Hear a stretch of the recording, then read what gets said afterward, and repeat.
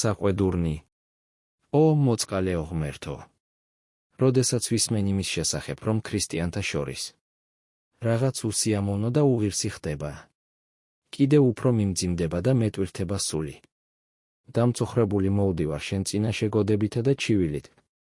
მასწავლე, როგორ მივიღო საყვედურნი ჩემს მეგობართაგან. თუმცა მივიჩნევ, რომ მე მათ არ ვიმსახურებ. გამოიყენე ისინი ჩემ და სასარგებლოდ, რათა მეშინოდეს ცოდვისა. რათა უფრო მოშულნედ ვაკვირდებოდე საკუთარ თავს. რათა უფრო მეტად ვზრუნავდე იმაზე, რომ გულსა და ცხოვრებას უმანკოებაში ვიცავდე. ამ საყვედურთა მეშვეობით დამაფიქრე ჩემს სულიერ საჭიროებათა შესახებ. მათით შემაძლებინე, რომ მცულდეს საკუთარი თავი და მას უღირსად მივიჩნევდე. გამოიყენე ეს საყვედურნი ჩემი სულისათვის სასიკეთოდ.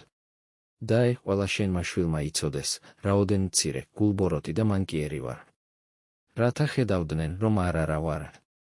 არაზე უფრო მცირე. რათა მართებულად ლოცულობდნენ ჩემთვის და არაფერში არ იყვნენ ჩემზე დაყრდნობილნი. ტკბილია არარად ყოფნა და არაფრის ქონა. და შენს ხელთაგან ნამცეცების ჭამა. კურთხეულ იყოს სახელი შენი ყველაფრისათვის, რასაც ცხოვრება მარგუნებს. როგორ ცხოვრობენ ღატაკი სულები უშენოდ. ან და უმწეონი, რომელთაც არ ჰყავთ ღმერთი, რომ მას მიმართონ, რომელნიც ვერ გრძნობენ შენი სიყვარულის შემაკავებელ ძალას და შენთან მოზიარეობის სიტკბოებას. ო, რაოდენ საოცრად ატყვევებ ადამიანის სულს და მის ყველა სურვილსა და გრძნობას შენკენ მიაქცევ. ასე განმაახლე სულიერად, რათა შემეძლოს ყველა საყვედურის მიღება სხვა ადამიანთაგან. თითქოს შენგან მოდიოდეს ეს მხილებანი და გადიდებდე შენ მათთვის.